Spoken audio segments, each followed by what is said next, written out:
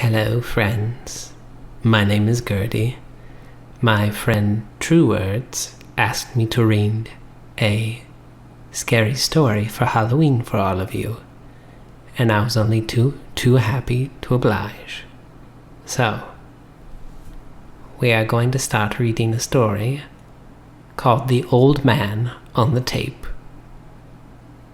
I wonder if this is about me. Ha! Only joking. Okay, let's get started. In autumn 2003, my first year studying at Cambridge University, a rumor began circulating about a VHS tape that was causing students to go insane. Oh my, that sounds dreadful. This story is starting off pretty high. All right, let's continue.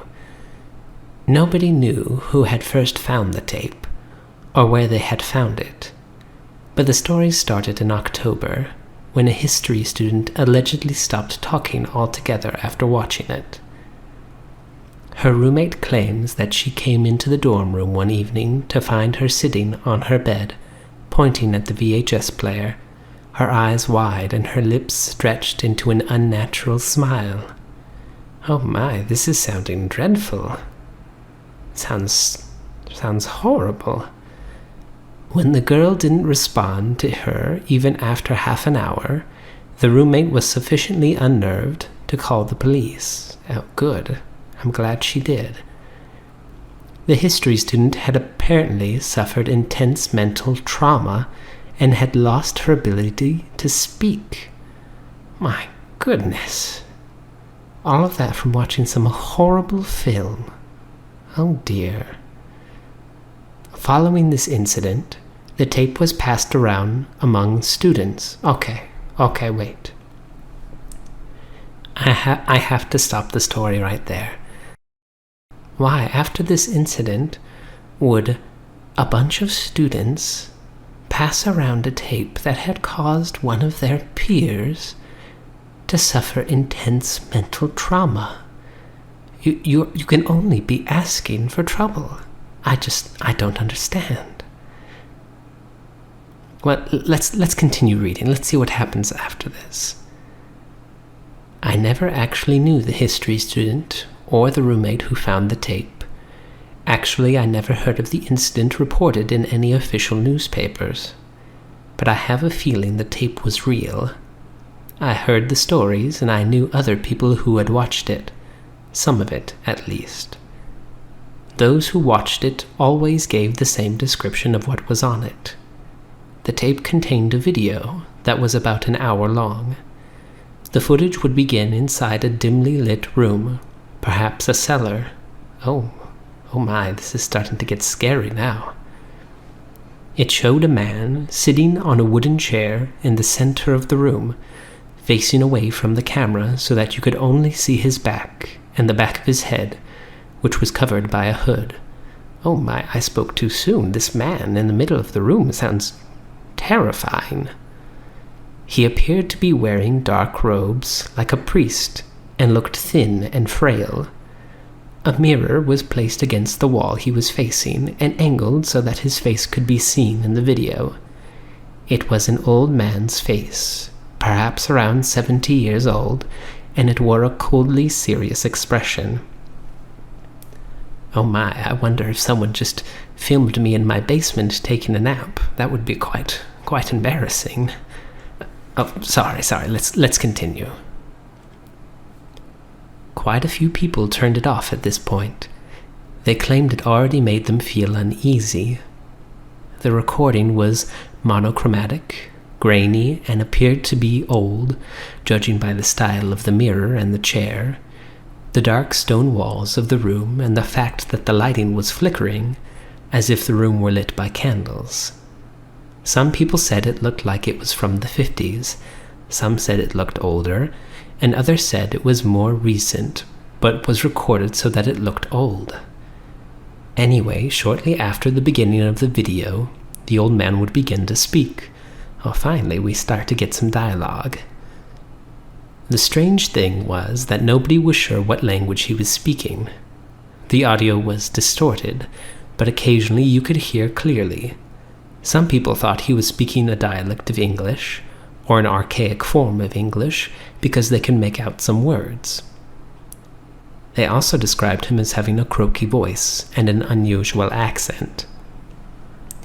Well, certainly that can't be me, so this must not be the right person. A lot of people who watched that far into it got the impression that he was giving a sermon or a lecture. One student I spoke to said that he felt convinced by the man's words, even though he had no idea what he was talking about. All right, let me pause right there. That sentence alone has too many ramifications in real day life. Make sure that you know what you're talking about before you believe somebody. Point number 1. Okay, let's move on. Where was I? It was as if it had some kind of hypnotic effect on him. More disturbingly, most who watched it reported hearing laughter in the background. Some described hearing noises like a baby crying. The noises ranged from being faint to sounding as though they were in the same room. At the 13th minute of the video, the man would stop talking, as if he had finished saying what he had to say, and for the first time his expression would change. He would smile, a broad-lipped, wide-eyed, emotionless smile. Very few people continued to watch beyond this. This moment in the video was reported to be extremely disturbing, for some unknown reason. Well, I can name a reason. Maybe it's unnerving because a creepy old man is staring at the screen, smiling creepily, like the Grinch. That would scare me enough, and I would simply turn off the TV and go back to bed. Anyway, many of the viewers feared that they would be scarred for life by the image of the old man smiling into the mirror. After a few seconds, the man, still smiling, begins to slowly turn his head to face the camera. That's as much as I know of what follows. Nobody who carried on watching ever went into further detail. When I asked one student why she wouldn't tell me what came after, she went so pale that it was frightening just to look at her. What I do know is that one student who did watch further, previously a grounded atheist, stopped attending his lectures. They found him a week later, curled up hiding in a church, shivering with fever and crying that he didn't want to go to hell. Oh my, that's terrible. Poor boy. The old man in the footage was never identified, nor was the language he was speaking recognized by any of the professors of language and linguistics at the university. But it was definitely not any form of English. The room with the mirror could have been anywhere in the world. It's still a mystery what happened to the tape in the end. Just as it appeared out of nowhere, it disappeared. After a few months, the hype died down. I haven't spoken to anyone about it since I finished university. Perhaps it's still there right now, hidden somewhere in the archives of a college library, or under a bed in an empty dorm room. Perhaps it's in a landfill site somewhere far away. Perhaps someone destroyed it a long time ago. I hope someone destroyed it. I think there was something on that tape that didn't belong in this world. Something frightening. Something evil.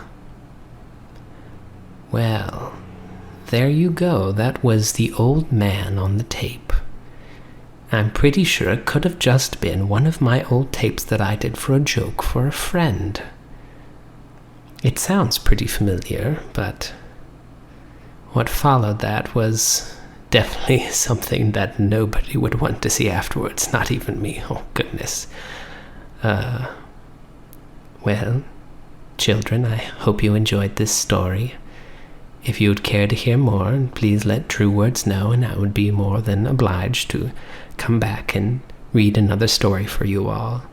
I will probably do so anyway, since I'm TrueWords' only friend, and he gets lonely.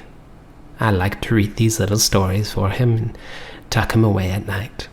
even though sometimes after these stories he ends up curling up into a ball and crying, much like that one student did in the church. Well, I've probably embarrassed him enough already, so I'll just end this here. I hope you all have a great day, children. Goodbye.